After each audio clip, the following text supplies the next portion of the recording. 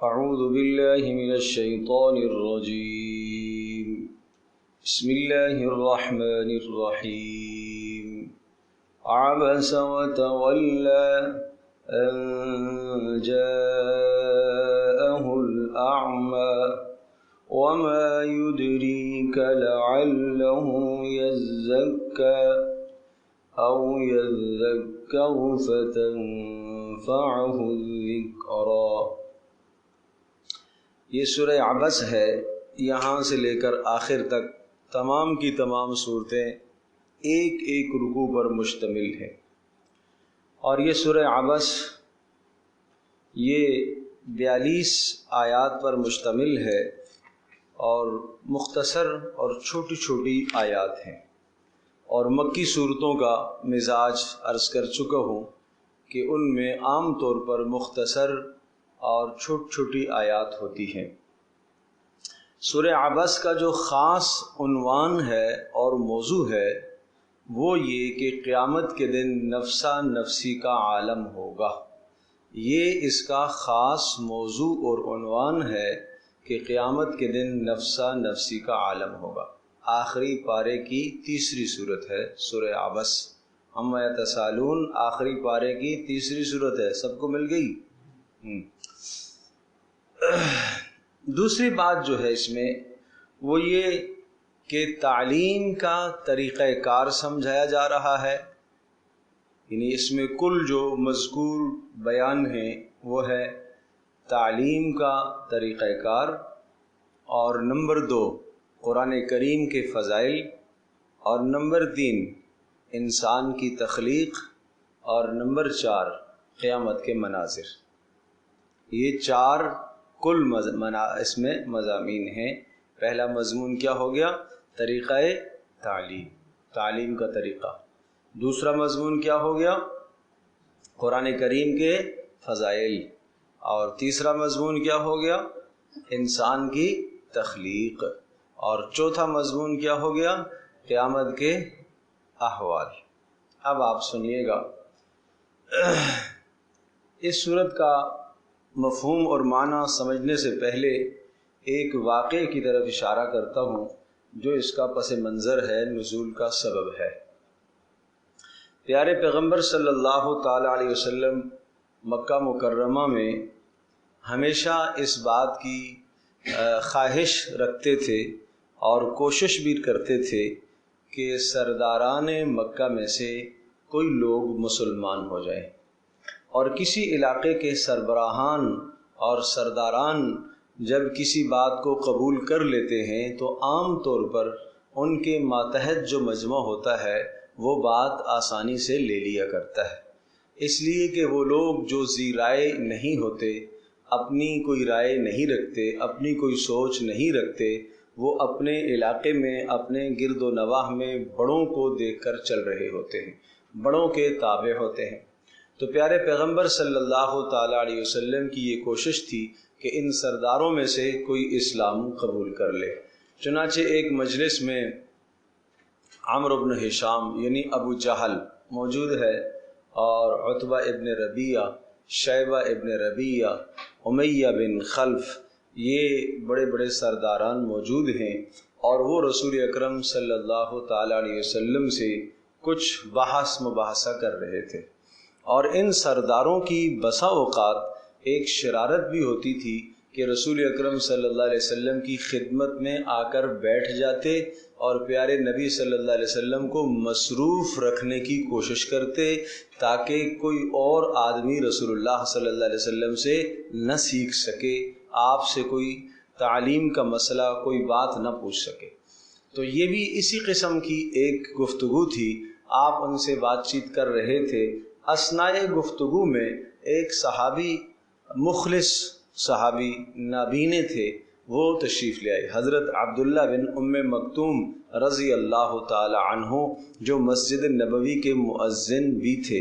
پہلے مؤذن حضرت بلال ہیں، اور دوسرے مؤذن حضرت عبداللہ ابن ام مکتوم رضی اللہ تعالی عنہ ہیں، اور جنہیں کئی اسفار میں رسول اکرم صلی اللہ تعالی علیہ وسلم نے مدینہ منورہ جب آپ سفر میں ہوتے تھے تو کئی بار آپ نے ان کو پیچھے اپنا ذمہ دار اور اپنا ماتحت آپ نے بنا کر ان کو مدینے میں چھوڑا اور باقی صحابہ کے ساتھ آپ نے سفر فرمایا۔ تو یہ مہاجر تھے، مکہ کے تھے، تو یہ رسول اکرم صلی اللہ علیہ وسلم کی خدمت میں آئے اسی مجلس میں اور کہنے لگے علمنی مما علمک یا رسول اللہ، اے اللہ کے رسول جو بات آپ کو اللہ نے سکھائی ہے اس میں سے مجھے بھی کچھ سکھا دیجئے، کچھ بات بتا دیجئے، کچھ نصیحت فرما دیجئے۔ پیارے پیغمبر صلی اللہ علیہ وسلم کے سامنے چونکہ رؤساء کا ایک مجمع بیٹھا ہوا تھا اور ان کو اندازہ نہیں تھا کہ رسول اللہ صلی اللہ علیہ وسلم کے سامنے کون بیٹھا ہوا ہے، اس لیے کہ وہ نابینے تھے، تو پیارے نبی صلی اللہ تعالی علیہ وسلم نے ان کی طرف التفات نہیں فرمایا، توجہ نہیں دی آپ نے۔ دوبارہ انہوں نے کہا کہ اللہ کے رسول مجھے کچھ سکھائیے، پھر آپ نے توجہ نہیں دی۔ سہ کہا، پھر رسول اللہ صلی اللہ تعالی علیہ وسلم کو تھوڑا سا ناگوار گزرا تو آپ نے ان کی طرف سے التفات کو ہٹا لیا، توجہ کو پھیر دیا، یعنی آپ علیہ الصلوۃ والسلام کے ذہن میں یہ خیال تھا کہ یہ تو اپنا ہے، اس کو میں بعد میں بھی بتا دوں گا، اور اس وقت جو مجمع بیٹھا ہوا ہے یہ تو ہر وقت نہیں آتے، تو لہٰذا ان کو میری بات پوری ہونے دی جائے۔ تو اس لیے رسول اکرم صلی اللہ تعالی علیہ وسلم نے حضرت عبداللہ بن ام مکتوم رضی اللہ تعالی عنہ کی جانب سے منہ پھیرا، تو اس پر اللہ پاک نے یہ آیات نازل فرمائی، اور اس میں رسول اکرم صلی اللہ تعالی علیہ وسلم کو ابتدائی طور پر کچھ اللہ نے ناگواری کا اظہار فرمایا کہ آپ نے یہ طریقہ کار بہتر اور درست نہیں کیا، اور نمبر 2 یہ مسئلہ سمجھایا کہ وہ شخص جو مسلمان ہے اس کی تعلیم بہرحال کافر پر مقدم ہے، اس کی تعلیم بہرحال کافر پر مقدم ہے۔ یہاں ایک بات بہت اچھی طرح سے ذہن نشین فرمائیے گا، کچھ لوگ اس وقت اس بات کو عام کرتے ہیں کہ جناب کافر تو کافر ہے، اگر وہ مرے گا تو مرتے ہی جہنم میں جائے گا، لہٰذا مسلمانوں کو چھوڑ کر کافروں پر محنت کرنی چاہیے، کم از کم کلمہ پڑھ لیں تو وہ جنت کا مستحق تو بن جائے۔ اور اس پر ایک مثال پیش کی جاتی ہے کہ ایک بیمار ڈاکٹر کے پاس 2 بیمار آتے ہیں، اور ایک مثلاً ہیضے کا مریض ہے اور ایک زکام اور نزلے کا مریض ہے، تو ڈاکٹر کا کام یہ ہے کہ پہلے جو ہیضے والا مرض ہے اس کو پہلے دیکھے، اس لیے کہ وہ سنجیدہ مرض ہے، وہ سخت مرض ہے۔ تو اس لیے بعض لوگوں نے یہ کہا کہ اس وقت جو کفر ہے وہ سخت مرض ہے، اور مسلمان جو بات پوچھ رہا ہے یا مسلمان میں جو بگاڑ ہے وہ چھوٹا مرض ہے، لہذا بڑے مرض کی طرف توجہ دینی چاہیے، چھوٹے کی طرف توجہ نہیں دینی چاہیے۔ لیکن اس آیت سے اور اس صورت سے یہ پتہ چلا کہ مسلمان کو تبلیغ کرنا، مسلمان کو راہ راست کی طرف لانا بہرحال مقدم ہے کافر سے، اس لیے کہ مسلمان طلب لے کے آیا ہے اور وہاں وہ کافر طلب لے کے نہیں آ رہا۔ تو معنی یہ کہ ایک وہ بیمار ہے جو بیماری کا علاج چاہتا ہے، اور ایک وہ بیمار ہے جو بیماری کا علاج سرے سے چاہتا ہی نہیں ہے۔ تو جو علاج چاہتا ہے آپ اس کا علاج کریں گے، جو علاج نہیں چاہ رہا تو ہم کیسے اس کا علاج کریں گے؟ تو اس لیے اس سے یہ سمجھ میں آیا کہ بہرحال مسلمان مقدم ہے۔ اب غور فرمائیے گا، عبس وتولی، عبس وتولی، تیوری چڑھائی، عبس کہتے ہیں، عین با سین، اور اسی سے عباس بھی نام رکھتے ہیں، اور عرب اس قسم کا نام رکھا کرتے تھے چونکہ یہ دشمنوں کے لیے یہ نام ہوتا تھا۔ عباس کا معنی سخت مزاج، تیز مزاج، اور جس کے چہرے پر ہر وقت غصہ ہو، یہ معنی ہے اس کا۔ بہرحال یہ عباس یعنی غصہ ہونا دشمنوں کے لیے ہوتا تھا، تو عام طور پر عرب ایسے نام رکھا کرتے تھے جس میں غصے اور غضب کا معنی پایا جاتا ہے، جیسا کہ اسد نام رکھتے تھے، شیر، تو اب ظاہر سی بات ہے کہ شیر اپنے گھر میں تو شیر نہیں ہے نا، وہ دشمن کے لیے شیر ہے، اس طرح سے نام رکھا کرتے تھے۔ تو عبس کا معنی ہوتا ہے تیوری چڑھانا، چیں بجبی ہو جانا، یعنی کسی کی بات کی ناگواری کا اظہار چہرے پر جو آ جائے، ماتھے پر شکن آ جائے، ماتھے پر جو بل آ جائے، اس کو کہتے ہیں عبس۔ اچھا، عبسا، اس کے ماتھے پر بل آ گئے، وتولا، اور اس نے منہ موڑ لیا، التفات، عدم التفات، اس نے منہ موڑ لیا، ان جاءہ الاعمی، اس بات سے کہ اس کے پاس ایک اندھا شخص آیا۔ یہ اس نے منہ موڑ لیا، کون مراد؟ محمد رسول اللہ صلی اللہ علیہ وسلم، ٹھیک ہے، اور اس نے اپنے چہرے پر ناگواری کا اظہار کیا، مراد کون؟ رسول اللہ صلی اللہ علیہ وسلم، اس بات سے کہ ان کے پاس اندھا آیا۔ اب یہ اندھا آیا، نابینا آیا، تو نابینا کا لفظ کہہ کر اللہ نے عبداللہ بن ام مکتوم رضی اللہ تعالی عنہ کی صفائی دے دی کہ وہ تو نابینا ہے، اس کو تو نہیں پتا آپ کی مجلس میں کون بیٹھا ہوا ہے۔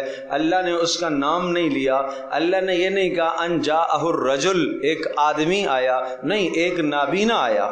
تو نابینا آیا یہ لفظ ہی اسی لیے کہا تاکہ عبداللہ بن ام مکتوم پر کسی قسم کی کوئی ناراضگی کا اظہار نہ کرے۔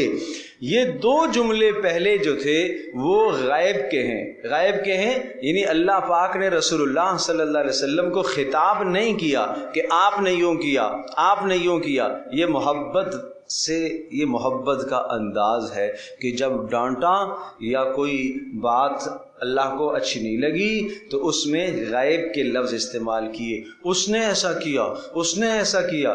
پھر جب آگے محبت کی بات آئی تو پھر خطاب کر کے کہا وما یدریک لعلہ یزکا، وما یدریک، اے نبی آپ کو کیا خبر، یدریک کا اب خطاب ہو گیا رسول اللہ صلی اللہ علیہ وسلم کو، براہ راست اللہ کہہ رہا وما یدریک، اے نبی تجھے کیا معلوم، لعلہ یزکا، کہ شاید یہ پاکی اختیار کرتا۔ کون؟ یہ عبداللہ بن ام مکتوم جو سوالی آیا تھا، شاید یہ پاکی اختیار کرتا، او یذکر، یا نصیحت اختیار کرتا، نصیحت حاصل کرتا، فتنفعہ الذکر، اور اس کو نصیحت فائدہ دیتی۔ یہاں دو لفظ ہیں، لعلہ یزکا، شاید وہ پاک ہوتا، او یذکر، یا نصیحت قبول کرتا۔ پاک ہونے سے مراد اعتقادیات ہیں کہ اگر اس کے دل میں ایمان سے متعلق کوئی وسوسہ ہوتا، توحید سے متعلق کوئی وسوسہ ہوتا، رسالت اور آخرت سے متعلق کوئی سوال اور وسوسہ ہوتا، تو یزکا، آپ کا جواب سن کر وہ اپنے دل کو کیا کر لیتا؟ پاک کر لیتا۔ یزکا تزکیہ نفس جس کو کہتے ہیں، پاک کر لیتا۔ او یذکر، یا نصیحت حاصل کرتا۔ اس کا تعلق عبادات سے ہو سکتا ہے، اس کا تعلق معاملات سے ہو سکتا ہے۔ ممکن ہے آپ سے عبادت کا کوئی سوال پوچھتا، ممکن ہے آپ سے معاملات زندگی کا کوئی سوال پوچھتا اور آپ اس کو نصیحت کرتے، فتنفع الذکر، اور نصیحت اس کو فائدہ دیتی۔ اما من استغنا، اور وہ شخص، وہ شخص استغنا، جو دین سے مستغنی ہو گیا، یعنی وہ کافر جو آپ کے پاس بیٹھے ہوئے ہیں، جو دین سے بیزار ہیں، جو دین سے مستغنی ہیں، جو اعراض کر رہے ہیں، فأنت له تصدع، یہ کیا بات ہے، آپ ان کی فکر میں پڑے ہوئے ہیں۔ فأنت له تصدع، تصدع کا معنی کسی کے پیچھے لگنا، کسی کے در پہ ہونا۔ آپ ان کے در پہ ہو رہے ہیں، آپ ان کے پیچھے ہو رہے ہیں۔ کیوں؟ اس لیے پیچھے ہو رہے تھے نا کہ ان کی بیماری کیا ہے؟ زیادہ ہے، شدت مرض ہے، کفر ہے ان میں، شدت مرض ہے۔ وما علیک الا یزکا، اور اے نبی وما علیک، آپ کے ذمے بالکل ایسا نہیں ہے، آپ پر لازم نہیں ہے اللہ یزکا، کہ وہ شخص پاکی اختیار کر لے۔ کون؟ یہ کافر جو ہے نا، یہ پاک ہو جائیں کفر سے، یہ آپ کے ذمے لازم نہیں ہے، آپ کے ذمے پہنچا دینا ہے، پہنچانے کے بعد اگر وہ قبول نہیں کرتے تو نہ کریں۔ وَأَمَّا مَنْ جَاءَكَ يَسْعَى، वहुवा यख्शा फअंत अन्हु तलहा व अम्मा मन, और वो शख्स जो जाअका जो आपके पास आया, यसआ दौड़ता हुआ, इस दौड़ने से मुराद पैरों का दौड़ना नहीं है, माना साई और कोशिश करना, जो कोशिश करता हुआ आपके पास आया, शौक लेकर आपके पास आया, वहुवा यख्शा, और वो अल्लाह का डर भी रखता है, यानी अब्दुल्ला बिन उम्मे मक्तूम वो तलब लेकर आया और वो अल्लाह का डर भी रखता है, फ़अंत अन्हु तलहा, आप उससे रूगिरदानी करते हैं, फ़अंत अन्हु तलहा, आप उससे एराज़ करते हैं, आप उससे एराज़ फरमाते हैं। क्यों? आप ये समझते हैं कि ये बीमारी छोटी है और वो जो काफिर हैं उनकी बीमारी क्या है? बड़ी है। आप उन काफिरों की तरफ तवज्जो देते हैं, इसकी तरफ तवज्जो नहीं देते। बिल्कुल ऐसा नहीं करें, क्योंकि ये छोटी बीमारी सही लेकिन ये तलब लेकर आपके पास आया, उसकी बड़ी बीमारी सही लेकिन वो तलब लेकर नहीं आया, वो मुतकब्बिर बनकर बैठा हुआ है। बात समझ में आ गई? तो यहाँ तक ये सिलसिला, ये वाक़या है, तरीक़ा तालीम समझा दिया कि बहरहाल जो शख्स आपके पास तलब लेकर आए, सच्चा तालिब बनकर आए, उसको आप तवज्जो दें और उसकी बात सुने और उसका सवाल सुने और उसके सवाल का जवाब दें। ये अपना मामूल बना लिया जाए, अपना मामूल बना लिया जाए। हम मदारिस के अंदर देखते, अल्हम्दुलिल्लाह मेरी ज़िंदगी का अपना मामूल ये रहा, अगर किसी तालिब इल्म ने मुझसे रात 12 बजे वक्त मांगा कि 12 बजे के बाद मैं आपसे पढ़ना चाहता हूँ, मैंने उसे 12 बजे भी वक्त दिया। अगर किसी ने कहा मैं फजर के मुत्तसिल बाद आपसे पढ़ना चाहता हूँ, मैंने वो भी वक्त दिया। इसमें मैंने कभी भी अल्हम्दुलिल्लाह मेरे मालिक का एहसान है, हमेशा इस बात को मद्देनज़र रखते हुए मैंने कभी भी एराज़ नहीं किया। जिस शख्स ने जो वक्त मुझसे मांगा कि इस वक्त मैं आपसे कुछ सीखना चाहता हूँ, इसी तरह से जिस शख्स ने मुझसे कहीं भी बयान करने का कहा, मेरे बस में, मेरी ताकत में, मेरी जान में हुआ तो मैं किया। मुझे नहीं याद है कि ज़िंदगी में मैं कहीं वक्त देकर मैं न गया हूँ। हमेशा जहाँ मैंने वक्त दिया इसी बुनियाद पर कि किसी ने तलब रखी है और वो मुझसे अगर कुछ सीखना चाहता है, फ़ायदा हासिल करना चाहता है। एक दिन मॉडल कॉलोनी में एक जगह और मेरा बयान था, शदीद तरीन उस दिन मेरी तबीयत ख़राब थी, सर में दर्द था, माइग्रेन का दर्द, बहुत शदीद दर्द, सर मेरा फट रहा था। तो उनको मैंने फ़ोन किया, मैंने कहा मेरी कैफियत इस वक्त ये है। उन्होंने कहा मौलवी साहब मजमा आपकी वजह से आएगा, आप नहीं होंगे तो ये अच्छा नहीं है, ये है वो है। खैर मैं अल्लाह अल्लाह कर कर सर बांध कर मैं चला गया। जब वहाँ जाके पहुँचा और मैंने बिस्मिल्लाह पढ़ी तो जो मेरी कैफियत थी वो उस मौलवी साहब ने देख कर उसने मुझसे माफ़ी मांगी, यार मुझसे गलती हो गई, मैंने आपको इस हालत में भी बुला लिया, बस आप आगे जो बोल सकते हैं बोलें, नहीं बयान कर सकते बस आप ख़त्म कर। आपकी तबीयत ऐसी है, मुझे बिल्कुल ज़िद नहीं करनी चाहिए थी। मैंने कहा आपने फरमाया तो मैं हाजिर हो गया। तो कहने का मकसद ये है कि ये अपनी ज़िंदगी का आप भी मामूल बनाएं, चाहे दुनियावी एतबार से चाहे दीनी एतबार से। आपके पास कोई शख्स तलब सादिक लेकर आ रहा है, सच्ची तलब लेकर आ रहा है, तो आप उसे वक्त दें। आपसे कोई मशवरा मांगने आ रहा है और वो आपको अपना खैर खा समझ रहा है, तो आप उसको मशवरा अच्छा दें। ये तालीम का ताल्लुक़ है। ये रसूलुल्लाह सल्लल्लाहु अलैहि वसल्लम जो दीन लेकर आए, इसमें तरीक़ा तालीम है, तालीम का तरीक़ाकार है। तो बहरहाल ये हमारी कोशिश है। मदरसे के अंदर भी आप यकीन जानिए जो तलबा आते हैं दाखिले के लिए, तो मुझसे वो वापस नहीं किए जाते। बसा औकात गुंजाइश नहीं होती, जगह नहीं है, क्या करें भाई, जगह नहीं है। फिर वो असातिज़ा कहते हैं कि सजी गुंजाइश नहीं है, जगह नहीं है, लेकिन मेरा ज़मीर नहीं मानता कि एक आदमी आया मैं इसको कैसे वापस करूं। तो इसलिए भाई अपना मिजाज ये बनाइएगा, दुनियावी मामलात में, दीनी मामलात में, किसी भी तरह से कोई आदमी आपसे मुस्तफ़ीद होने के लिए आ रहा है तो आप अपनी खिदमत पेश करें, आप अपनी खिदमत को पेश करें। आप कभी भी तकब्बुर न करें, आप कभी भी एराज़ न करें, आप कभी भी गुरूर न करें, आप बता दें।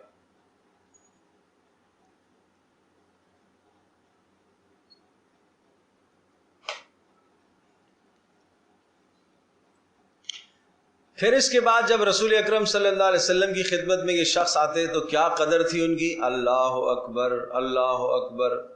پیارے نبی صلی اللہ تعالی علیہ وسلم اس اپنے مخلص نابین صحابی کے لیے کھڑے ہو جاتے اور فرماتے ھذا من عاتبنی فیہ ربی، یہ وہ آدمی ہے جس کے بارے میں مجھے میرے اللہ نے ڈانٹ پلائی ہے، یہ وہ آدمی ہے جس کے بارے میں مجھے اللہ نے ڈانٹ پلائی ہے۔ محبت بڑھ گئی ہے، اور ہمارے ساتھ اگر کسی کا یہ معاملہ ہو جائے تو پھر ہماری محبت کیا بڑھے گی، ہم تو ساری زندگی اس کے ساتھ جنگ ٹھان لیں گے، اس کی وجہ سے یہ مجھے مصیبت جھیلنی پڑی، ہائے ہائے ہائے۔ تو یہ تھے عبداللہ بن ام مکتوم رضی اللہ تعالی عنہ۔ اس لیے آپ نے فرمایا تھا لا یغرنکم اذان بلال، بلال کی اذان تمہیں دھوکے میں نہ ڈالے، جب عبداللہ بن ام مکتوم اذان دے تو پھر صبح روزہ بند کرا کرو، اس لیے کہ بلال پہلے اذان دیا کرتے تھے نا، تہجد کے وقت اذان دیا کرتے تھے تاکہ جو ہے سویا ہوا آدمی اٹھ جائے اور جاگا ہوا آدمی تھوڑا سا آرام کر لے۔ اور حضرت عبداللہ بن ام مکتوم اس وقت اذان دیتے تھے جب روشنی ہو جاتی تھی، مانا صبح صادق کے بعد اذان دیتے تھے، تو کہا تھا کہ اس کے اذان پر تم کیا کرو، روزہ بند کیا کرو۔ یہ عبداللہ بن ام مکتوم۔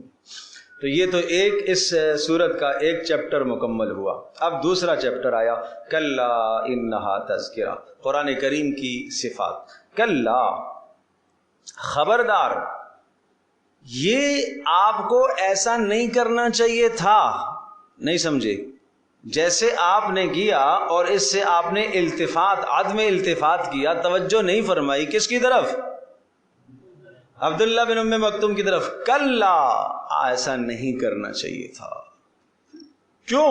انہا تذکرہ، اس لیے کہ وہ کوئی بات پوچھنے آیا تھا آپ سے اور وہ قرآن کریم کی بات پوچھتا یا آپ اپنی طرف سے بات بتاتے تو جو وہ قرآن کی آپ اسے آیت پڑھ کے سناتے یا اپنی طرف سے سناتے، یہ سب وہی ہے، یہ سب نصیحت ہے۔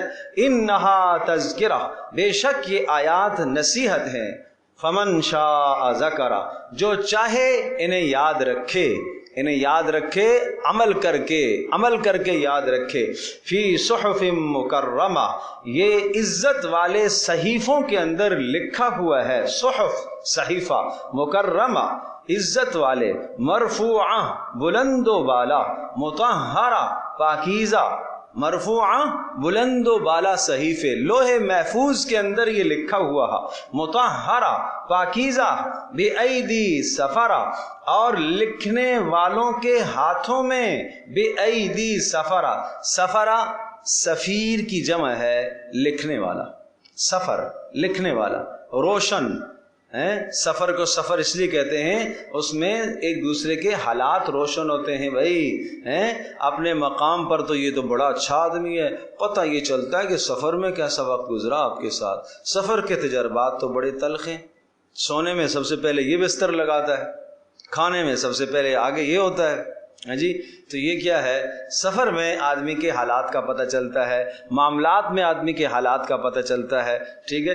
تو اس لیے فرمایا بِأَيْدِي سفرہ، اس کا تعلق کس کے ساتھ ہے، بِأَيْدِي سفرہ، اور لکھنے والوں کے ہاتھوں میں، کرام بررہ، کرام جو عزت والے ہیں، بررہ نیکوکار ہیں، یہ فرشتوں کی صفات ہیں۔ سفرہ، کرام، بررہ، یہ تین صفات فرشتوں کی ہیں جو وحی کو لکھتے ہیں، جو اللہ تبارک تعالیٰ کی وحی پر نگہبان ہیں۔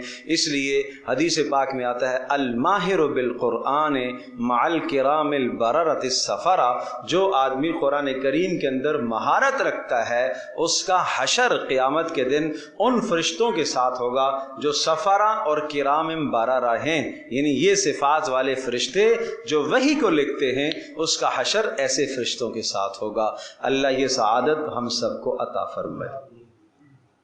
اب یہ قرآن کریم کے فضائل کے بعد قتل الانسان، تیسرا مضمون آیا ہے، قتل الانسان ما اکفرہ، مارا جائے انسان، تباہ ہو جائے انسان۔ یہ عجیب سخت کلمہ ہے، تباہ ہو جائے، غرق ہو جائے، ڈوب جائے، قتل ہو جائے، ہلاک ہو جائے۔ ما اکفرہ، کیسا کفر کرتا ہے، کیسا ناشکر ہے یہ، قتل الانسان ما اکفرا، یہ مارا جائے انسان، اس سے مراد کافر ہے. ما اکفرا، کیسا کفر کرتا ہے، کیوں اللہ کا انکار کرتا ہے، یہ کیوں رسالت کا انکار کرتا ہے، کیوں مرنے کے بعد کو نہیں مانتا. اب آگے دیکھیے تخلیق اس کی کیسی کی. من ای شیء خلق، کس چیز سے اس کو اس نے پیدا کیا. من سے، ای کس، شیء چیز، خلق اس اللہ نے اس انسان کو کس چیز سے پیدا کیا. یہ سوال فرمایا، سوال کر کے پھر خود جواب دیا. من نطفہ، ایک پانی کے قطرے سے. من نطفہ، ایک پانی کے قطرے سے، ایک بوند سے. خلقہ، اس کو پیدا کیا ایک قطرے سے. فقدرہ، اور پھر اس کے اعضاء بنائے. قدرہ، اور اس کو ٹھیک ٹھیک بنایا. فی ارحام الامہات، یا فی رحم الام، ماں کے رحم کے اندر اسے ٹھیک ٹھیک بنایا. قدرہ کے اندر ساری چیزیں ہیں، یعنی اس کے جسم کو بھی بنایا، اور اس کے لیے اس کے اندر روح کو ڈالا، اور اسی طرح سے اس کے لیے اجل کو لکھا کہ دنیا میں کتنا عرصہ رہے گا، اور اس کے رزق کو لکھا کہ یہ دنیا میں کیا کھائے گا، اور اس کے عمل کو لکھا کہ یہ دنیا میں کیا کرے گا. یہ ہے فقدرہ. سب چیزیں اس میں آ گئی کہ اس انسان سے متعلقہ تمام کی تمام ہونے والی باتیں اللہ نے پہلے سے لکھ دی ہیں، پہلے سے اللہ نے طے کر دی ہیں. جیسے ہی اس میں روح پھونکنے کا وقت آیا تو فرشتہ آیا، اس نے روح کو ڈالا، اور پھر اس نے سوال کیا کیا اجل لکھوں اس کی، یعنی کتنی عمر اس کو دینی ہے، کیا رزق لکھوں اس کا. یہ سب کچھ نظام پہلے سے اللہ کے ہاں طے ہے. یہ سب کچھ اللہ کی تقدیر کا حصہ ہے. اللہ اکبر. ثم السبیل یسرہ، ثم السبیل یسرہ، پھر اس کے بعد ثم السبیل یسرہ، السبیل راستہ، یسرہ اس کا راستہ آسان کیا، اس کا راستہ آسان کیا. اس کا ایک معنی تو یہ ہے کہ رحم مادر سے دنیا میں آنے کا راستہ اس کے لیے ہم نے آسان کیا. ہم نے آسان کیا کہ یہ ایک مخصوص جسامت کا مالک، اور ایک وزن کا مالک، اور ایک جثے کا مالک، ایک تنگ مخرج اور جگہ سے آ کر دنیا میں وجود اس نے لیا اور سانس لیا. یہ اس اللہ کی کاریگری ہے. اب اس کے ساتھ ایک حدیث میں ضم کرتا ہوں جس میں یہ ارشاد فرمایا اللہ جل جلالہ نے کہ وہ حدیث قدسی ہے کہ انسان میں نے تجھے رحم مادر میں، پیٹ میں پیدا کیا، میں نے وہاں تمہیں بنایا. کیسے بنایا؟ 3 اندھیریوں کے اندر میں نے تمہیں بنایا، اور جب تیری مدت مکمل ہوئی تو امرت الملک المؤکل بالارحام، میں نے اس فرشتے کو حکم دیا جو رحموں پر متعین ہے. فاخرجک علی ریشۃ من جناحیہ، اس نے اپنے ایک پر پر بٹھا کر آپ کو دنیا میں لایا. اس نے اپنے ایک پر پر بٹھا کر آپ کو دنیا میں لایا. لا لک سن تقطع، تیرے دانت نہیں تھے تو کوئی شے کاٹ سکے. ولا لک ید تبطش، تیرے ہاتھ نہیں تھے تو کوئی شے پکڑ سکے، مطلب ہے ہاتھوں میں پکڑنے کی سکت ہی نہیں ہے. ولا لک رجل تمشی، پاؤں میں چلنے کی طاقت نہیں ہے، خوراک کا انتظام نہیں ہے، تو میں نے تیری ماں کی چھاتی میں تیرے لیے خوراک کا انتظام کیا. ادھر تو دنیا میں آیا، ادھر تیرا انتظام روزی کا پہلے سے میں نے کر دیا، پہلے سے روزی کا انتظام کر دیا. اور جیسے ہی تو نے چھاتیوں سے منہ لگایا اور تو اپنی ماں کی چھاتی سے دودھ چوسنے لگا، یہ تجھے کس نے سکھایا ہے؟ یہ پہلے دن تجھے کس نے تربیت کی؟ ہر مخلوق دنیا میں پیدا ہوتی ہے، ہر مخلوق، ہر جاندار جب دنیا میں آتا ہے تو وہ کچھ نہ کچھ اپنی روزی کا انتظام جانتا ہے. اگر کسی بھی مخلوق کا بچہ اس کی ماں کے بغیر چھوڑ دیا جائے تو وہ کسی نہ کسی درجے میں رل کر پل جائے گا. لیکن انسان ایک ایسی چیز ہے جس کے بارے میں فرمایا خلق الانسان ضعیفا، اس کو سب سے کمزور پیدا کیا گیا. یہ بچہ سب سے زیادہ کمزور ہوتا ہے. یہ پیدا ہوتے وقت کچھ بھی نہیں کر سکتا، کچھ بھی نہیں کر سکتا، کوئی اپنی خوراک کا انتظام نہیں کر سکتا. اور آپ مرغی کا جو ہے وہ بچہ آپ دیکھتے ہیں انڈے سے نکلتے ہی وہ دانہ چگنا شروع کر دیتا ہے. اور اسی طرح سے بکریوں کے بچے آپ دیکھتے ہیں، گائے کے بچے آپ دیکھتے ہیں، جیسے ہی پیدا ہوتے ہیں فوری کھڑے ہو جاتے ہیں اور چند گھنٹوں کے بعد تھوڑا تھوڑا چلنا شروع کر دیتے ہیں اور کچھ نہ کچھ کھانا. تو یہ انسان ایک ایسی مخلوق ہے کہ اس کو ایک بہت طویل زمانہ چاہیے، اسے ماں کی محبت، ماں کی تربیت چاہیے. یہ اللہ تبارک تعالیٰ کا نظام ہے. اللہ نے اسے اس طرح سے اس لیے بنایا. غور کیجیے گا جو بات میں اگلی کہنے لگا وہ غور کیجیے گا. باقی مخلوقات جو ہیں وہ مخلوقات آپ جانتے ہیں کہ بچوں سے محبتیں کرتی ہیں، لیکن محبتیں کرتی ہیں ان کی جوانیوں تک. جیسے وہ اپنے اس تربیت سے، ماں کی تربیت سے نکل جاتے ہیں، پالنے پوسنے سے نکل جاتے ہیں، تو اب وہ محبتیں نہیں رہتی. اس لیے کہ اللہ نے ان کے خاندانوں کو باقی نہیں رکھنا ہے، ان کی نسلوں کو اس طرح سے خاندان، یہ اس کا باپ ہے، یہ اس کا دادا ہے، یہ اس کی ماں ہے، یہ اس کی نانی ہے، یہ اس کی بہن ہے، یہ اس کا، یہ سلسلے وہاں پر نہیں ہیں. اور یہی وجہ آپ نے دیکھا ہوگا کہ جناب بکریاں ہیں جس طرح سے، اب ظاہر سی بات ہے کہ جب بچہ بڑا ہو جاتا ہے تو وہ ماں کے ساتھ بھی لڑ رہا ہوتا ہے، تو اسے یہ تمیز نہیں ہے کہ یہ میری ماں ہے. یہ تمیز اللہ نے انسان کے اندر رکھی ہے. اور ماں کے دل سے محبت کو جوانی کے بعد بھی ختم نہیں فرمایا، نہیں فرمایا. ماں بوڑھی بھی ہو گئی، بیٹا بھی بوڑھا ہو گیا، تب بھی ماں کے دل میں اپنی اولاد کی محبت اسی طرح سے ہے. پھر اسلام یہ تصور سکھاتا ہے کہ یہ تیری ماں ہے، اس کے قدموں کے نیچے تیرے لیے جنت ہے. ساری زندگی تو اس کی خدمت کرتا رہے، تو اس کا حق نہیں ادا کر سکتا. اس لیے کہ اسلام میں ایک انسان کو رشتہ داری دی ہے، رشتے ناتے دیے ہیں، تو اس لیے یہ محبت کو برقرار رکھا. تو ثم السبیل یسرا کا ایک معنی تو یہ ہو گیا کہ دنیا میں آنے کا راستہ ہم نے تیرے لیے کیا کر دیا؟ آسان کر دیا. دوسرا معنی یہ ہوا ثم السبیل یسرا کہ دنیا میں آنے کے بعد تیری تربیت کے راستے ہم نے آسان کر دیے. تیری ماں کے دل میں تیری محبت ڈال دی، تیرے باپ کے دل میں تیری محبت ڈال دی. اب تیری نگہداشت کون کرتے ہیں؟ ماں باپ کرتے ہیں. اگر ہم محبت نہ ڈالتے تو تیری تربیت کون کرتا؟ تیری تعلیم کا انتظام کون کرتا؟ تجھے اچھا کون بناتا؟ تجھے انسان کون بناتا؟ یہ ہم نے انتظام فرمایا ہے. اور پھر ثم السبیل یسرا یہ بھی معنی ہے دنیا میں نیکی پر چلنے کا راستہ بھی ہم نے تیرے لیے آسان کر دیا. تو اس کے تین معنی میں نے کیے. ایک تو رحم مادر سے دنیا میں آنا آسان کر دیا، اور نمبر دو دنیا میں تیری تربیت کا انتظام ہم نے آسان کر دیا. ماں کی چھاتی سے دودھ جاری کر دیا، ماں کے دل میں محبت ڈال دی، باپ کے دل میں محبت ڈال دی. اور تیسرا معنی یہ ہے کہ دنیا میں تیرے لیے نیکی کرنے کے راستوں کو آسان کر دیا. اب بات سمجھ میں آ گئی؟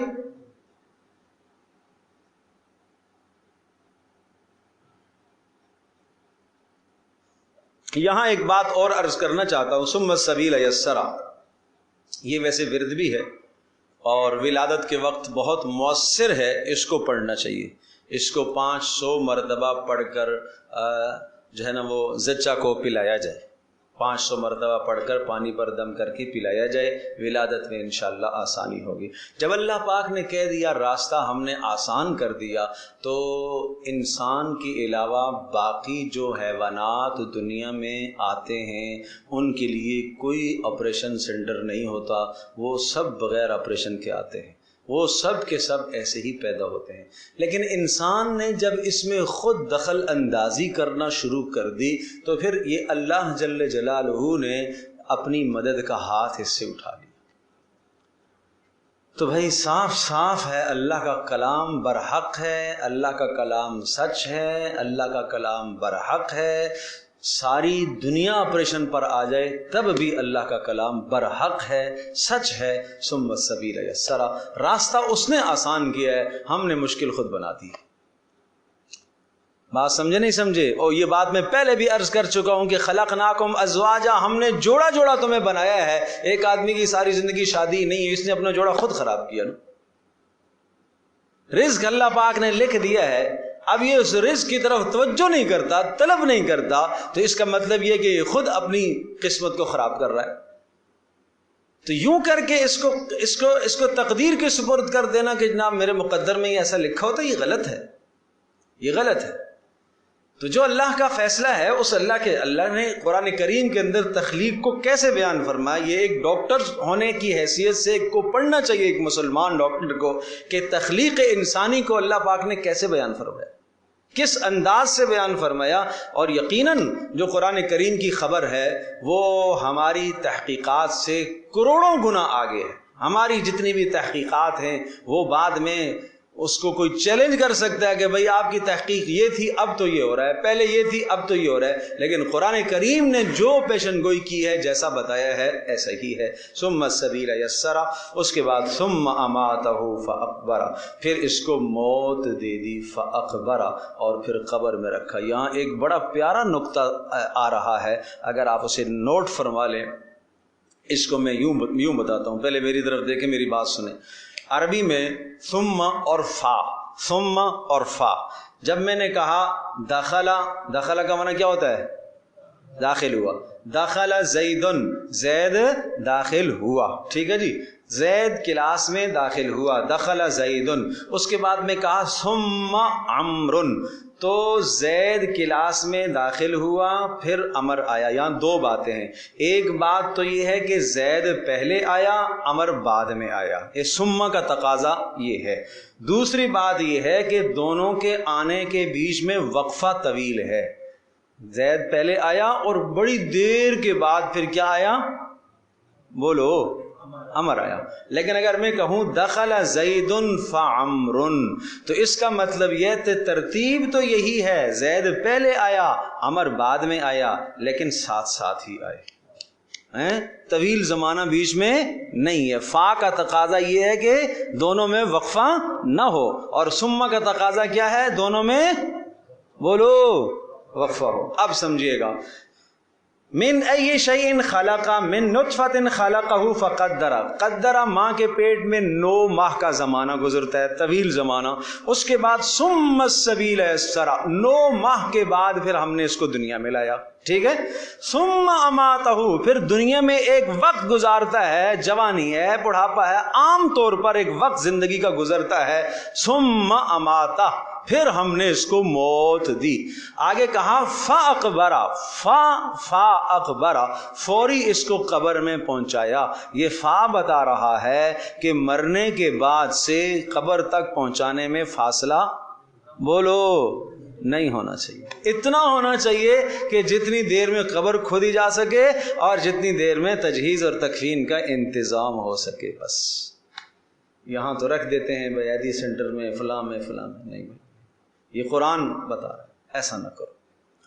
اب اگلی بات دیکھیے گا. ثم اذا شاء، پھر ثم آیا، چونکہ اٹھنا قیامت کے دن پھر ذرا وقفے سے ہے، تو پھر فرمایا ثم اذا شاء انشرہ، پھر جب چاہا اس کو اٹھا لیا. کلا لما یقض ما امرہ، ہائے ہائے، گلا ہے. پہلا والا کلا وہ ردع تھا، ردع کا معنی ہوتا ہے ما قبل والی بات کو رد کرنا، اور اب جو کلا آ رہا ہے یہ یقیناً کے معنی میں ہے، یقینی بات ہے. لما یقض ما امرہ، ابھی تک اس نے وہ وعدہ پورا نہیں کیا یا وہ حکم پورا نہیں کیا، ما امرہ، جو اللہ نے اسے حکم دیا وہ ابھی تک تو اس نے پورا نہیں کیا. ابھی تک تو یہ ناشکرہ بھی بنا رہا، ناشکرہ ہی بنا رہا.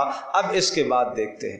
اب یہ لما یقضی ما امرہ، یہ مجھے بھی خطاب کر رہی ہے، یہ آپ کو بھی خطاب کر رہی ہے.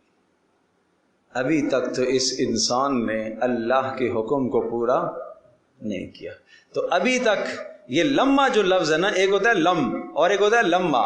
لم یہ بتاتا ہے کہ یہ کام اس نے بالکل نہیں کیا، آئندہ کرنے کی بھی توقع نہیں ہے، لیکن لمحہ جب آتا ہے تو اس کا مطلب ہے کہ ابھی تک تو اس نے نہیں کیا لیکن آئندہ توقع ہے۔ اللہ نے پھر بھی امید رکھی ہوئی ہے کہ شاید یہ انسان سنور جائے، شاید میں اور آپ اپنی زندگی کو بہتر کر لیں۔ اللہ اکبر۔ فَلْيَنْظُرِ الْإِنسَانُ إِلَىٰ طَعَامِهِ۔ تو میں نے عرض کیا تھا پہلا مضمون تھا تعلیم کا طریقہ، دوسرا قرآن کریم کی صفات، تیسرا انسان کی تخلیق۔ اب آ رہا ہے منظر آخرت کا چوتھا۔ فَلْيَنْظُرِ الْإِنسَانُ إِلَىٰ طَعَامِهِ، فَلْيَنْظُرْ، اسے غور کرنا چاہیے، اس انسان کو دیکھنا چاہیے، إِلَىٰ طَعَامِهِ، اپنے کھانے کو دیکھنا چاہیے کہ کس طرح سے یہ کھانا تیرے تک پہنچتا ہے۔ جو ایک نوالا تو توڑ کر گرم گرم اپنے منہ میں ڈالتا ہے، اس کے پیچھے کتنے لوگوں کی محنتیں ہیں، کتنے لوگوں کی محنتیں ہیں۔ کسان کے دل میں ہم نے کھیتی کی محبت ڈالی ہے، جو وہ کھیتی کرتا ہے، اس کے بعد وہ جناب اسے کاٹتا ہے، پھر جناب اس کی صفائی ہوتی ہے، پھر اس کی پسائی ہوتی ہے، پھر وہ منڈیوں میں جاتا ہے، پھر وہاں سے آپ کے مارکیٹوں میں بازاروں میں آتا ہے، پھر وہاں سے آپ خریدتے ہیں، گھر میں آتا ہے، اسے گھودا جاتا ہے، اور کس کس طرح سے اس پر کن کن مراحل سے وہ گزر کر آپ کے پاس پہنچتا ہے یہ نوالا۔ فَلْيَنْظُرِ الْإِنسَانُ إِلَىٰ طَعَامِهِ، انسان کو دیکھنا چاہیے إِلَىٰ طَعَامِهِ، کس کی طرف؟ اپنے کھانے کی طرف۔ اب دیکھو محل نظر کیا ہے، دیکھنے کی چیز کیا ہے، ہم نے تیرے کھانے کے اسباب کیسے بنائے؟ اَنَّا صَبَبْنَا الْمَاءَ صَبًّا، ہم نے ہی بارش کو برسایا ہے بھائی۔ صَبَبْنَا الْمَاءَ صَبًّا، ایک ایک قطرہ کر کے، صببنا کہتے ہیں صب یصب، ایک ایک قطرہ کر کے پانی کو برسانا۔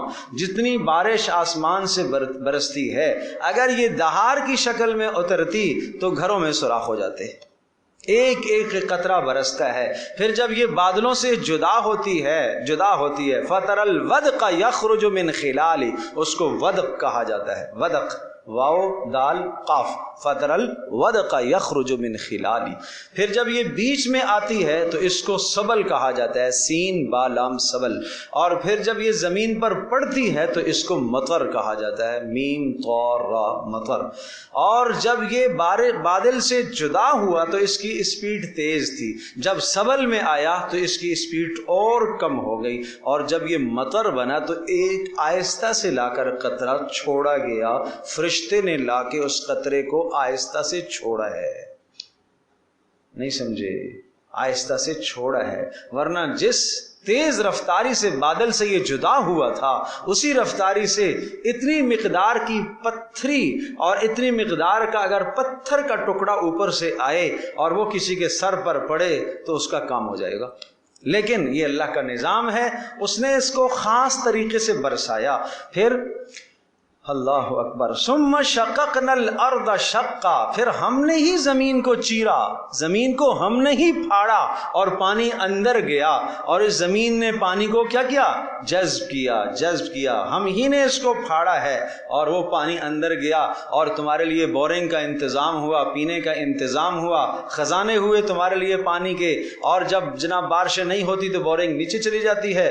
فَأَنبَتْنَا فِيهَا حَبًّا، پھر ہم ہی نے اگایا اس میں سے حبن، دانا، اس سے مراد ہر غلہ جات انسان کے کھانے کے، وعنبن وقضبا، عنبن انگور، خاص طور پر انگور کا تذکرہ کیا، اور اسی طرح سے آگے زیتون اور نخل کا تذکرہ آیا۔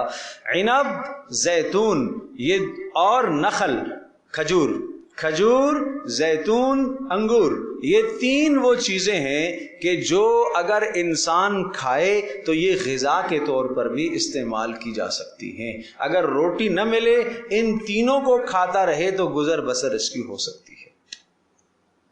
وعنبن، اور انگور، وقضبا، اور ترکاریاں، قسم کے زمین سے سبزے نکلنے والے۔ اب اس سے مراد انسانوں کے لیے بھی اور جانوروں کے لیے بھی۔ بہت ساری زمین سے نکلنے والے گھاس انسان بھی پکا کے کھاتا ہے، اور کچھ سلاد کے پتوں کی طرح کچے ہی انسان چباتا ہے، اور جو جانور کھاتے ہیں۔ وزیتون، زیتون، ونخلا، کھجور، وحدائق، باغات، غلبا، گنجان، وفاکہۃ، اور طرح طرح کے پھل، و ابا، گھاس، اب بن گھاس.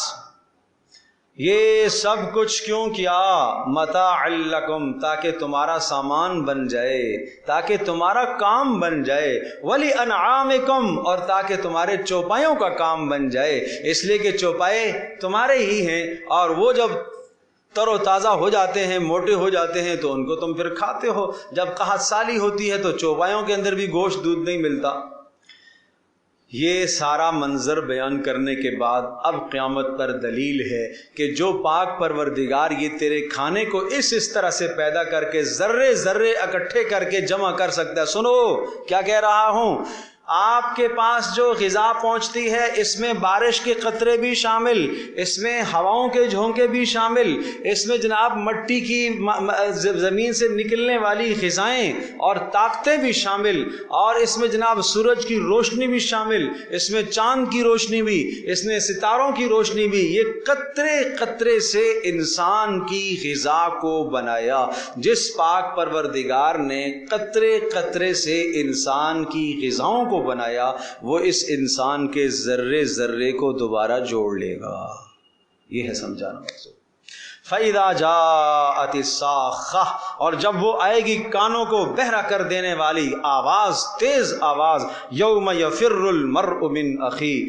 ہائے ہائے، اب یہ جو سورت کا اصل مرکزی مضمون تھا، نفسا نفسی کا عالم آخرت، یہ وہ ہے.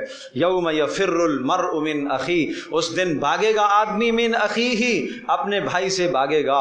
و امہ، اور اپنی ماں سے بھاگے گا. و ابیہ، اور اپنے باپ سے بھاگے گا. و صاحبتہ، اور اسی طرح سے اپنی بیوی سے. و بنیہ، اور اپنی اولادوں سے بھاگے گا. سب سے پہلے نام بھائی کا لیا، اس لیے کہ بھائی بھائی کا مددگار ہوا کرتا ہے. نہیں سمجھے بھائی؟ کیا ہوتا ہے؟ بھائی بھائی کا مددگار ہوتا ہے. سنشد عضدک باخیک، اللہ نے موسیٰ علیہ السلام سے ارشاد فرمایا ہم تیری کمر کو مضبوط کریں گے تیرے بھائی ہارون کے ذریعے سے. بھائی کی کمر بھائی سے مضبوط ہوا کرتی ہے. بھائی سب سے پہلے اپنے اندر کی بات کا تذکرہ اپنے بھائی سے کیا کرتا ہے. ٹھیک ہے نا؟ جو عمر میں 1-2 سال آگے پیچھے ہو، آدمی اس کو اپنا دوست کی طرح سمجھ کر اپنے نجی معاملات اپنے بھائی سے شیئر کیا کرتا ہے، اس سے مدد مانگتا ہے. بھائی بھائی کا مخلص ہوتا ہے، بھائی بھائی کا مخلص. تو یہ قرآن تصور دے رہا ہے کہ بھائی کو بھائی کے ساتھ کیسا ہونا چاہیے. اور لیکن قیامت کے دن چونکہ سب سے پہلے یہی دوسرے سے بھاگیں گے. یوم یفر المرء من اخیہ، آدمی بھاگے گا اپنی بھائی سے. و امہ، ماں سے. و ابیہ، باپ سے. و صاحبتہ، اور اپنی بیوی سے. صاحبہ، صاحبہ کس کو کہتے ہیں؟ بولو بھائی. شاباش، کسی قسم کی مناسبت ہی نہ ہو. صاحبہ، اصل میں صاحبہ اللہ پاک کے لیے نفی جہاں کی گئی ہے نا کہ انا یکون لہ الولد، کیسے اللہ کے لیے اولاد ہو سکتی ہے. ولم تکن لہ صاحبہ، اس لیے کہ اس کے لیے بیوی نہیں ہے. تو صاحبہ کا لفظ وہاں استعمال ہوتا ہے جہاں جسمانی، روحانی، تعلیمی کسی طرح کا جوڑ ہی نہ ہو، کسی طرح کا جوڑ ہی نہ ہو. وہاں اللہ کے لیے کوئی بیوی کا جوڑ ہے؟ نہیں ہے، اس لیے صاحبہ. تو قیامت میں بھی آدمی کی بیوی کے ساتھ کوئی جوڑ نہیں ملے گا. آدمی کہے گا خدا کے واسطے بھائی جان چھوڑ میری، وہ کہے گی خدا کے واسطے تو میری جان چھوڑ. نفسا نفسی کا عالم ہے بھائی. یہ کہے گا مجھے ایک نیکی دے دے، وہ کہے گی تو ایک مجھے نیکی دے دے. نہیں بھائی نہیں، آج کوئی نہیں دے سکتا. اللہ اکبر. اس وقت میں اور آپ تمنا کریں گے ہائے کاش دنیا میں کہا جائے گا جاؤ ایک نیکی اور لے کر آ جاؤ، اپنا کام بنا لو. ایک نیکی کم پڑ رہی ہے، اماں جان ایک نیکی کم پڑ رہی ہے، آپ دے دیں. نہیں دوں گی. ابا جان ایک نیکی کم پڑ رہی ہے، دے دیں. نہیں دوں گا. بیٹا کتنا میں نے تیرے ساتھ احسان کیا، ایک نیکی کم پڑ رہی ہے، ایک نیکی مجھے دے دے. نہیں بھائی نہیں، کوئی بھی بیوی نہیں، کوئی نہیں دے گا، کوئی نہیں. ہائے ہائے، اس وقت آدمی کہے گا ہائے کاش ایک بار دنیا میں سبحان اللہ ہی زیادہ کہہ دیتا تو آج کام آ جاتا. اس وقت اس ایک نیکی کی قدر آئے گی. سمجھے بھائی؟ اس لیے لا تحقرن من المعروف شیئا، فرمایا کسی نیکی کو ہلکا نہ سمجھا کرو، ولو ان تلقى وجه اخاک بوجه طلیق، اگرچہ اپنے مسلمان بھائی سے مسکرا کر ملنا ہی کیوں نہ ہو، اس نیکی کو بھی کمزور مت سمجھو، یہ بھی قیامت میں کام آ جائے گی۔ راستے سے تکلیف دہ چیز کو ہٹا دینا، یہ بھی کام آ جائے گا۔ پتھر روڑا آگے آپ کی گاڑی کے ساتھ اٹکا ہے، اتر جاؤ، کنارے پر کر لو اس کو، تاکہ کسی دوسرے کو تکلیف نہ ہو۔ آپ کو ٹھوکر لگی ہے، آپ گرنے لگے تھے، کنارے پر کر دو تاکہ کسی اور کو نہ لگے یار میں تو گر گیا، کوئی اور نہ گئے۔ یہ ہے، یہ اس کو نیکی کہا گیا ہے، اس کو نیکی کہا گیا ہے۔ تو یہ نیکیاں کرتے رہا کرو۔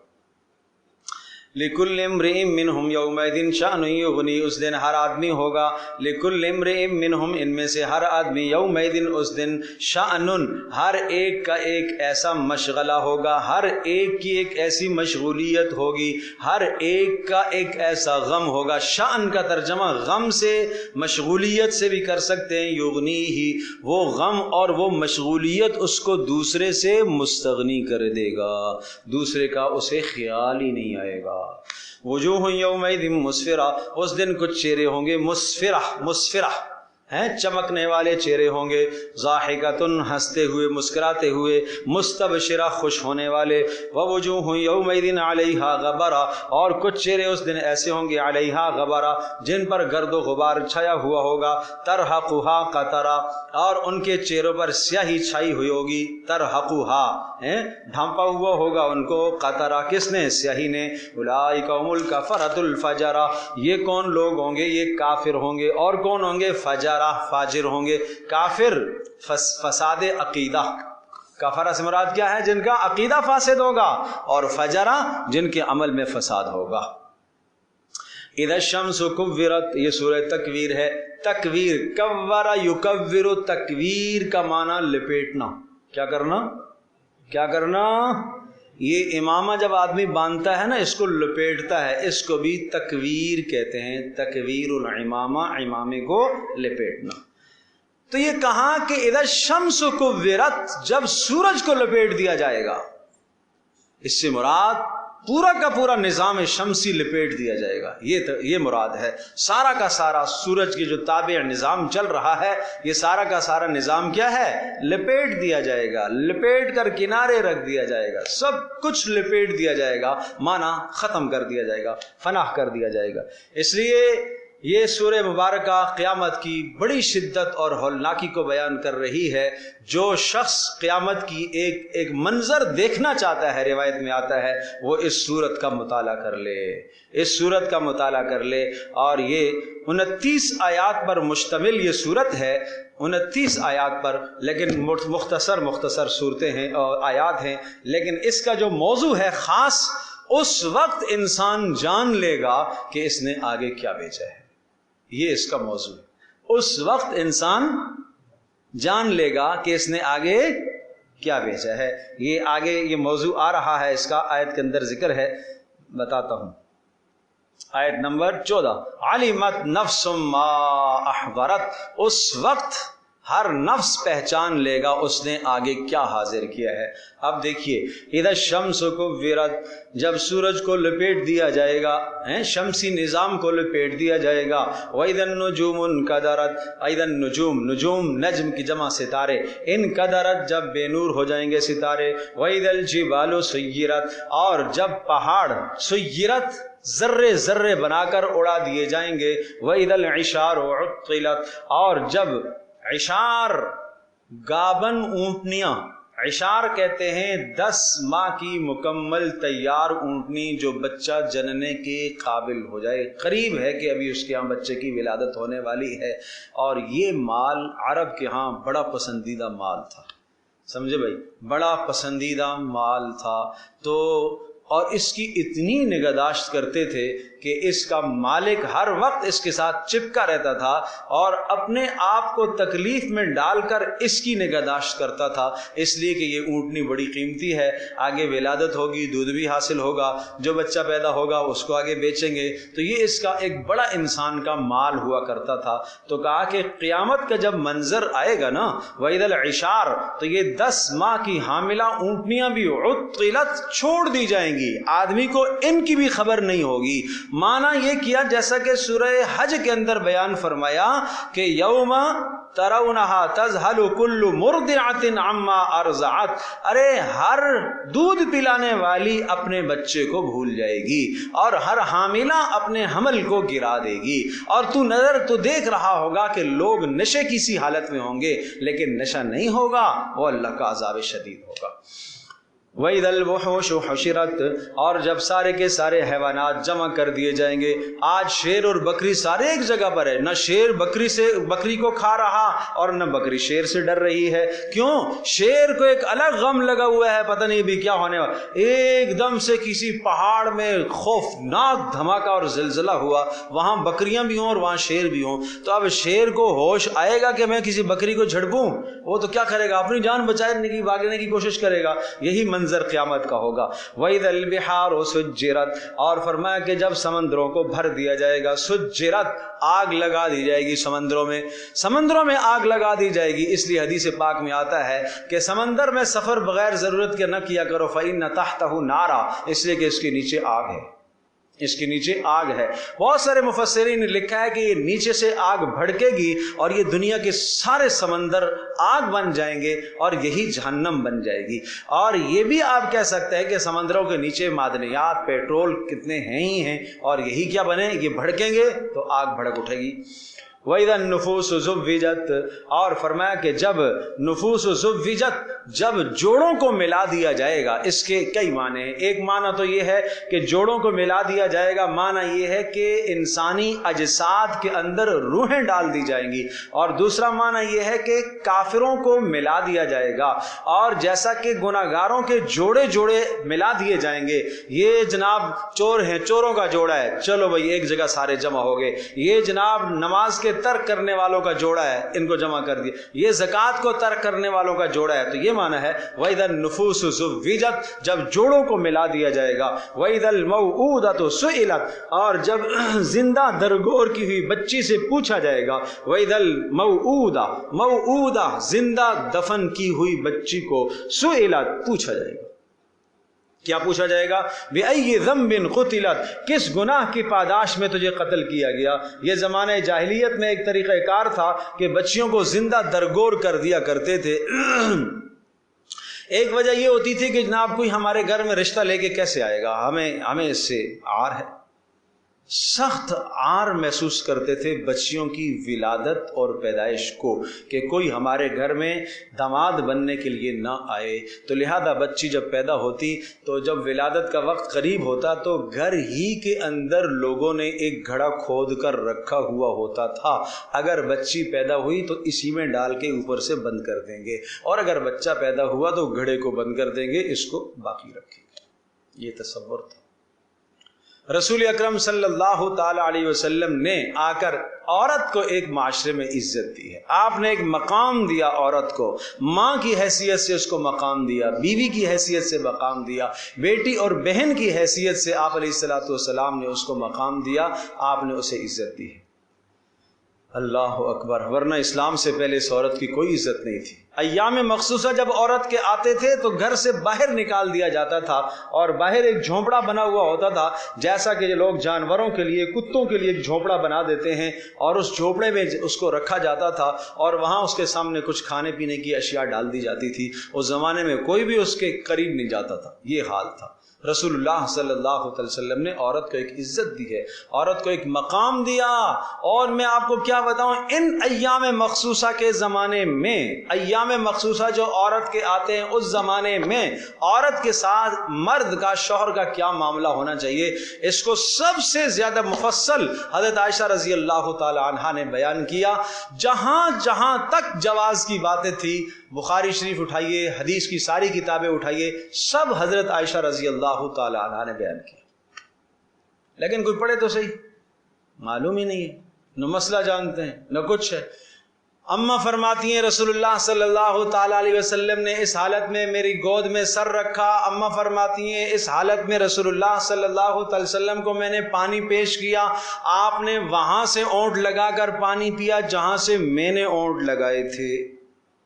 اماں فرماتی ہیں کہ اس حال میں رسول اللہ صلی اللہ علیہ وسلم نے اپنا سر مبارک حجرے کے اندر داخل فرمایا، آپ اعتکاف میں تھے اور میں نے آپ کے سر مبارک کو دھویا اور آپ کے سر مبارک میں کنگھا کیا۔ بات سمجھے بھائی؟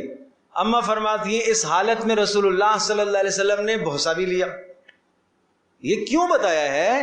یہ کیوں بتایا ہے کہ شریعت میں اس سلسلے کی کیا گنجائش ہے، کس حد تک ایک مرد کو اپنی عورت کے ساتھ میل جول رکھنا چاہیے، کیسا رکھنا چاہیے، سب رسول اللہ صلی اللہ علیہ وسلم کی زندگی سے ثابت ہے۔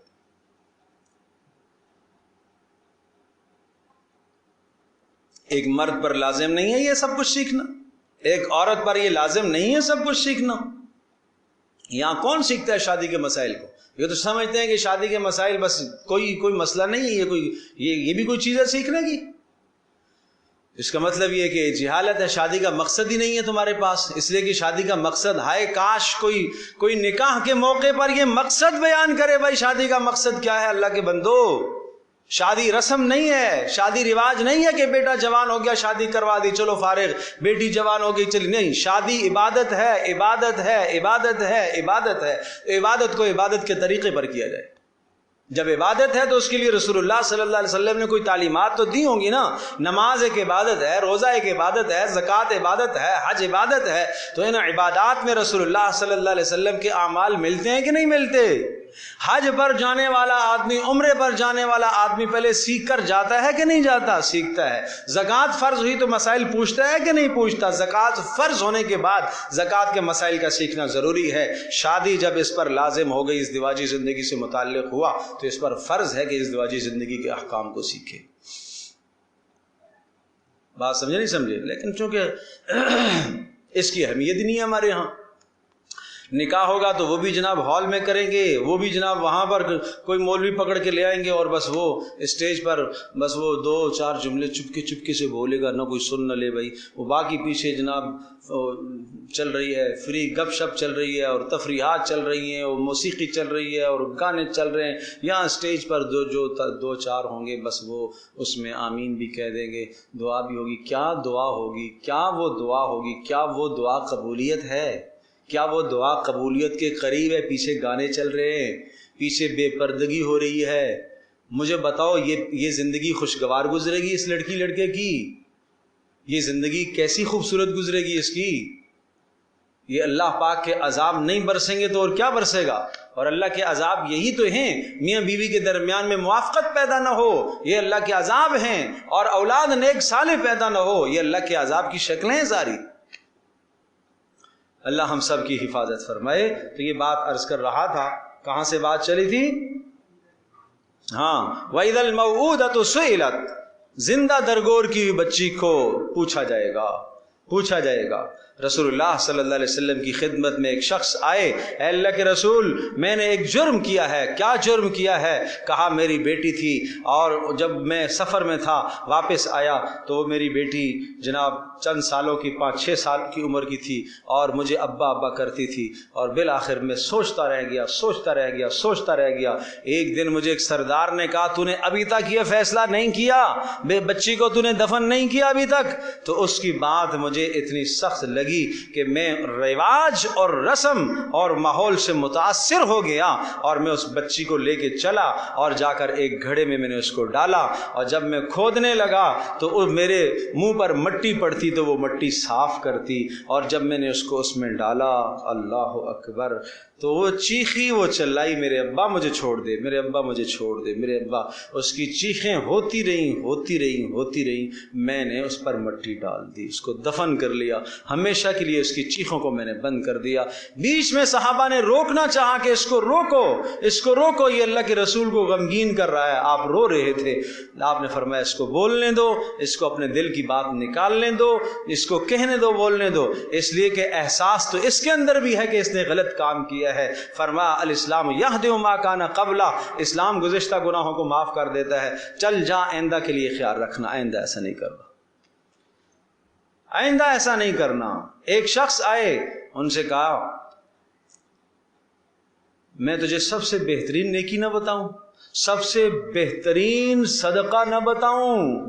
اللہ اکبر، سب سے بہترین صدقہ؟ جی اللہ کے رسول، میرے ماں باپ آپ پر قربان، آپ فرمائیے سب سے بہترین صدقہ کیا ہے؟ آپ نے فرمایا سب سے بہترین صدقہ یہ ہے کہ تیری بیٹی اگر مطلقہ ہو کر تیرے گھر میں آ جائے یا اس کا شوہر مر جائے اور وہ تیرے گھر میں آ جائے تو تو اس کی کفالت عزت کے ساتھ کرے، یہ سب سے بہترین صدقہ ہے۔ یہ عورت کو مقام دیا رسول اللہ صلی اللہ علیہ وسلم، یہ تیرا سب سے بہترین صدقہ ہے، جو مطلقہ ہو کے طلاق ہو کر واپس آ گئی تیرے گھر میں، یا اس کے شوہر کا انتقال ہوا اور تیرے گھر میں واپس آ گئی ہے، اس کی تو کفالت کرے، یہ سب سے بہترین تیرا صدقہ ہے۔ بِأَيِّ ذَنبٍ قُتِلَتْ، پوچھا جائے گا کیوں قتل کیا گیا تجھے؟ وہ کہے گی میرے قاتل کو سامنے لاؤ، مجھے کس جرم میں مارا گیا، کس جرم میں قتل کیا گیا؟ اور اس سے مراد ہر دنیا کا مقتول ہو سکتا ہے۔ وَإِذَا الصُّحُفُ نُشِرَتْ، اور جب صحیفے کھول دیے جائیں گے۔ وَإِذَا السَّمَاءُ كُشِطَتْ، اور جب آسمان لپیٹ دیا جائے گا۔ وَإِذَا الْجَحِيمُ سُعِّرَتْ، اور جب جہنم بھڑکا دی جائے گی۔ وَإِذَا الْجَنَّةُ أُزْلِفَتْ، اور جب جنت قریب لائی جائے گی۔ اب یہ کیا ہوگا پھر؟ یہ سب ہوگا تو کیا ہوگا؟ عَلِمَتْ، یہ ہے جزا، یہاں جا کے بات پوری ہوتی ہے۔ عَلِمَتْ نَفْسٌ مَّا أَحْضَرَتْ، اس وقت ہر انسان جان لے گا جو اس نے آگے پیش کیا ہے، وہ جان لے گا اس نے کیا آگے پیش کیا ہے۔ فَلَا أُقْسِمُ بِالْخُنَّسِ، قسم ہے ان ستاروں کی، یہ ایک ستاروں کا جھرمٹ ہے، 5 ستاروں کا۔ فَلَا أُقْسِمُ بِالْخُنَّسِ، چھپ جانے والے ستاروں کی قسم، یا پیچھے ہٹ جانے والے ستاروں کی قسم۔ الجوار، سیدھے چلنے والے ستاروں کی قسم۔ الکنس، اپنی جگہ پر ٹھہر جانے والے ستاروں کی قسم۔ یہ 5 ستارے میں نے عرض کیا، ان کا نام متحیرہ ہے، یہ حیران کر دیتے ہیں، یہ کبھی چلتے ہیں، کبھی پھر ایک دم سے واپس آنا شروع ہو جاتے ہیں، کبھی وہاں غائب ہو جاتے ہیں، کبھی وہاں دائیں مڑ جاتے ہیں، کبھی بائیں۔ مطلب ہے کہ ان کا مدار جو چلنے کا ہے وہ آج تک سمجھ میں نہیں آیا، اتنے ماہرین فلکیات ہونے کے باوجود بھی، کہ یہ کس مدار پر چلتے ہیں۔ تو یہ اللہ کا نظام ہے، ان حکمتوں کو اللہ ہی جانتا ہے۔ ان ستاروں کی قسم کھا کر کہا، اور واللیل اذا عسعس، اور رات کی قسم، اذا عسعس، جب وہ پیٹھ پھیر کر بھاگے ہیں، والصبح اذا تنفس، اور صبح کی قسم، اذا تنفس، جب وہ سانس لے۔ یہ قسم کھا کر اللہ کیا کہنا چاہ رہا؟ انہ لقول رسول کریم، یہ جو تمہیں ہم نے سنایا ہے یہ کہا ہوا ہے، یہ قول ہے عزت والے رسول کا۔ رسول سے مراد یہاں فرشتہ جبریل ہے، یہ عزت والے فرشتے کا قول ہے۔ ذی قوت، جو طاقت والا ہے، عند ذی العرش، عرش والے کے نزدیک، مکین، اس کے رہنے کی جگہ ہے۔ کہاں پر؟ اللہ کے پاس اس کے رہنے کی جگہ ہے۔ مطاعن، اس کی اطاعت کی جائے گی۔ ثم امین، اور وہاں امانت دار بھی ہے۔ مطاعن ثم، آسمانوں میں اس کی، ثم یا ثم نہیں ہے، ثم کا معنی پھر، یہ ثم وہاں، مطاعن ثم امین، وہاں اس کی اطاعت بھی کی جاتی ہے اور وہ امانت دار بھی ہے۔ رسول اللہ صلی اللہ علیہ وسلم نے پوچھا، اے جبریل، وما ارسلناک الا رحمتا للعالمین، مجھے اللہ پاک نے سب جہانوں کے لیے رحمت بنا کر بھیجا، تجھے بھی میری رحمت سے کچھ فائدہ ملا؟ نہیں سمجھے؟ تجھے بھی میری رحمت سے کچھ فائدہ ملا؟ جی جی جی جی اللہ کے رسول، آپ کی پیاری رحمت سے بھی مجھے فیض پہنچا۔ کہا کیا فیض پہنچا؟ کہا میں ڈرتا رہتا تھا اللہ پاک مجھے جہنم میں ڈالے گا، کہیں ایسا نہ ہو میرے اوپر عذاب آ جائے۔ جب یہ آیت میں نے سنی ہے تو میں سمجھ گیا اللہ تبارک و تعالیٰ اب میرے ساتھ جہنمیوں والا معاملہ نہیں کرے گا، جب یہ آیت تیرے اوپر لے کر آیا ہوں جس میں اللہ نے فرمایا لقول رسول کریم، عزت والا فرشتہ، ذی قوت طاقت والا، عند ذی العرش، عرش والے کے پاس، مکین ٹھہرا ہوا، اللہ کے پاس جس کا مقام ہے، مطاع، اور وہ کیا ہے، اس کی اطاعت کی جاتی ہے، امین، اور وہ امانت دار ہے، تو مجھے یقین ہو گیا کہ میرا بھی معاملہ ہو جائے گا بخشش کا۔ وما صاحبکم بمجنون، اور کہا تمہارا ساتھی کوئی دیوانہ تو نہیں ہے، ساتھی سے مراد رسول اللہ صلی اللہ علیہ وسلم کی ذات، اور تمہارا ساتھی کوئی دیوانہ تو نہیں ہے، یہ دن رات جو محنت کر رہا ہے یہ کوئی پاگل تو نہیں ہے؟ کیا اس کو آرام اچھا نہیں لگتا؟ کیا اس کو اپنی فیملی اچھی نہیں لگتی؟ کیا اس کو اپنا گھرانہ اچھا نہیں لگتا؟ کیا اس کو ماحول اور معاشرے میں عزت پانا اچھا نہیں لگتا؟ یہ سب کچھ گنوا بیٹھا اپنے اللہ کے لیے، یہ کوئی پاگل تو نہیں ہے، مجنون تو نہیں ہے۔ وَلَقَدْ رَآهُ بِالْأُفُقِ الْمُبِينِ، اور اس نبی نے اس کو دیکھا ہے، رآہ، اس فرشتے کو دیکھا ہے، بالافق المبین، اوپر کے کنارے پر، افق جہاں سے سورج طلوع ہوتا ہے، المبین، بلند فضا میں اس کو دیکھا ہے، اصلی حالت میں دیکھا ہے حضرت جبریل کو، اس کا بیان ہے۔ وما هو علی الغیب بضنین، اور تم اس سے پوچھتے ہو کہ یہ کب ہوگا، یہ کب ہوگا، یہ تمہارا نبی غیب بتانے پر بخل تو نہیں کرتا، جو بات اس کو آتی ہے وہ یہ بتاتا ہے۔ وما هو بقول شیطان الرجیم، اور یہ شیطان مردود کا قول تو نہیں ہے۔ فأین تذهبون، تو تم کہاں بھٹکتے پھرتے ہو؟ ان هو الا ذکر للعالمین، یہ نصیحت ہے جہان والوں کے لیے، لمن شاء منکم ان یستقیم، تم میں سے جو چاہے نصیحت حاصل کرے، لمن شاء منکم، تم میں سے جو چاہے، ان یستقیم، ٹھیک ٹھیک چلے، وما تشاءون، اور تم نہیں چاہو گے، الا ان یشاء اللہ رب العالمین، مگر جو اللہ چاہے گا، جو سارے جہانوں کا پالنے والا ہے۔ اللہ کیا چاہے گا؟ معنی یہ ہوا کہ اللہ تبارک تعالیٰ تمہیں توفیق دے گا تو تمہاری بات بنے گی۔ اذا السماء انفطرت، انفطار یہ بھی اسی طرح کی ایک صورت ہے، اور اس میں بھی آخرت کے مناظر، اس کا بھی مضمون بالکل اسی طرح سے ہے، احوال قیامت اور انسان کے اوپر ایک شکوہ ہے، سنیے گا۔ اذا السماء انفطرت، جب آسمان پھٹ جائے گا، واذا الکواکب انتثرت، اور جب ستارے بے نور ہو جائیں گے، واذا البحار فجرت، اور جب سمندر ابل پڑیں گے، واذا القبور بعثرت، اور جب قبروں کو اکھیڑ دیا جائے گا، اس سے انسان نکلیں گے، علمت نفس، اس وقت ہر نفس جانے گا، ما قدمت، جو اس نے آگے بھیجا، وما اخرت، اور جو اس نے پیچھے، ما قدمت و اخرت، جو اس نے پیچھے چھوڑا، پیچھے کیا چھوڑ کے آئے ہو، آخرت کے لیے کیا بھیجا ہے، سب پتہ چل جائے گا۔